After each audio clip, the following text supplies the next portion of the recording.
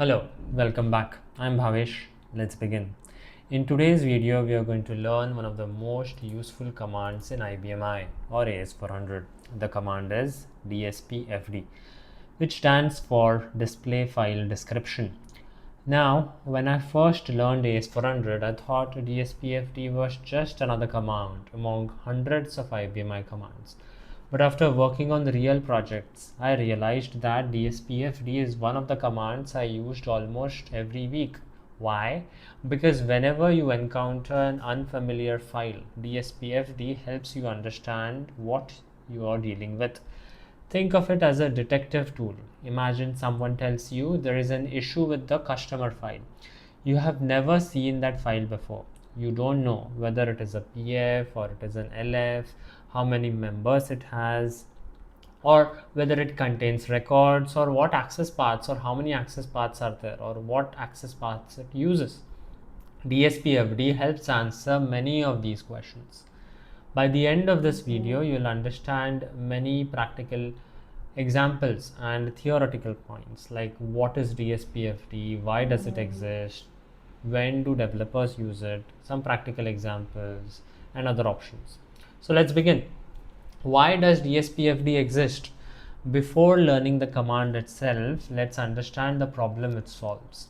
Suppose your company has an application that has existed for many years. It contains, let's say it contains thousands of files, programs, libraries.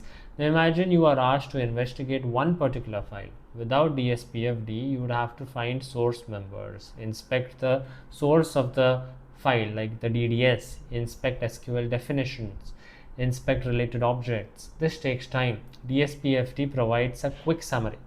It's like looking at the information panel of a file. Instead of opening the entire file, DSPFD tells you here's what the file is and how it's configured. So what kind of information can we get from DSPFD? Many beginners will think that DSPFD only displays a file description, but it can show a lot of information like the type of the file, number of members, record length, number of records, access path information, key fields the file has, the date of creation of the file, when was the file last used, the member details, storage information, relationships to other logical files, and so on. So a source physical file, for example, or even a database file which could have multiple members, DSPFD will show you all the members of the file.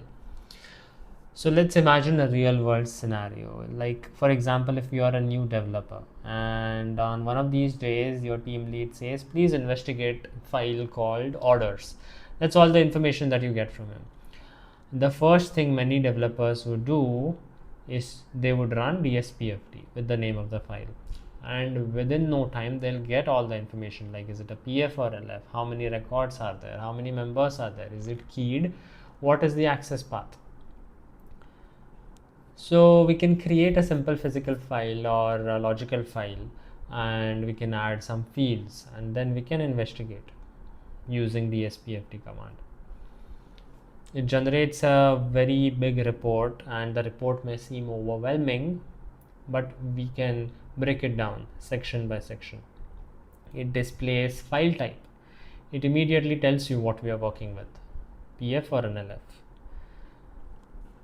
LF usually would contain access paths and view of the data. This distinction is very important. Many beginners accidentally assume every file contains records. Logical files often do not physically store records. DSPFD helps identify this immediately. It also tells you the record length. The next useful piece is the length of the record, how much storage each record requires. For example, if a file contains 1 million records and each record is 500 bytes long, the storage requirements become significant.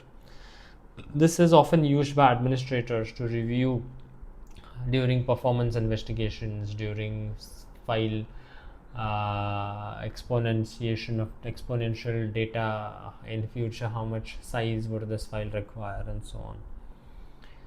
So let's understand the number of members.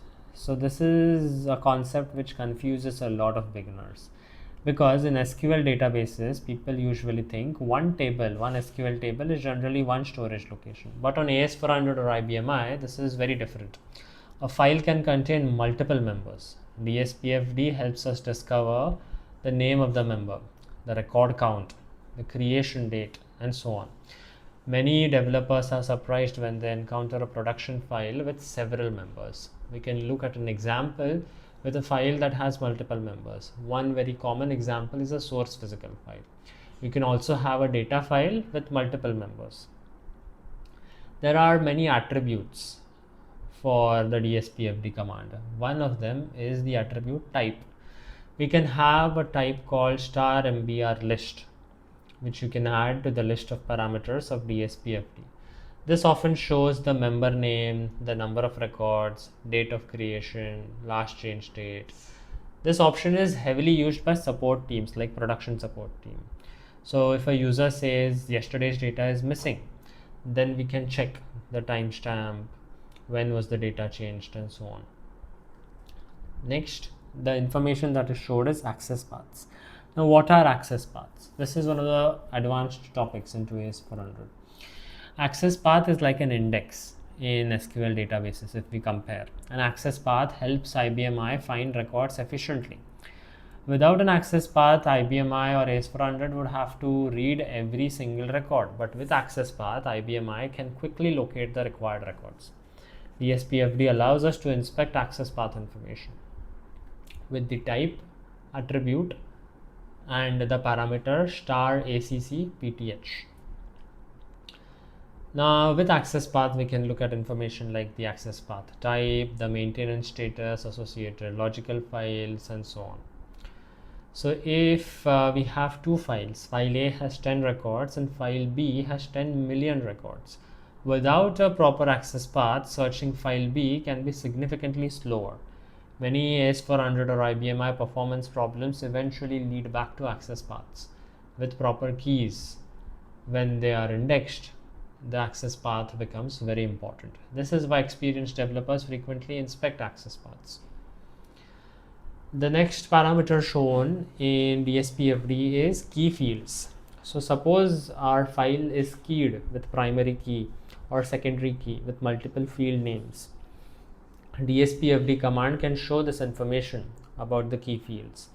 It shows which fields are keyed, what sequence is there for these key fields, and how many key fields exist.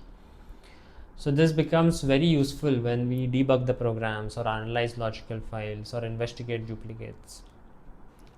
There is another command which is similar and many people confuse between these two, which is DSPFD and DSPFFD. But these are different commands. DSPFFD is about fields. So we'll talk about DSPFFD later. There is another command which works with files, but which is again a problem or confusion source, that is DSPFD versus DSPDBR. DSPDBR helps you, it shows you the database relationships. It primarily shows the physical file. If you give it how many logical files are associated with a specific physical file, and which files reference this object that we have provided.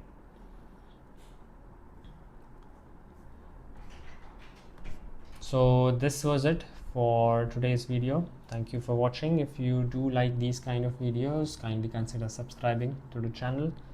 Thank you.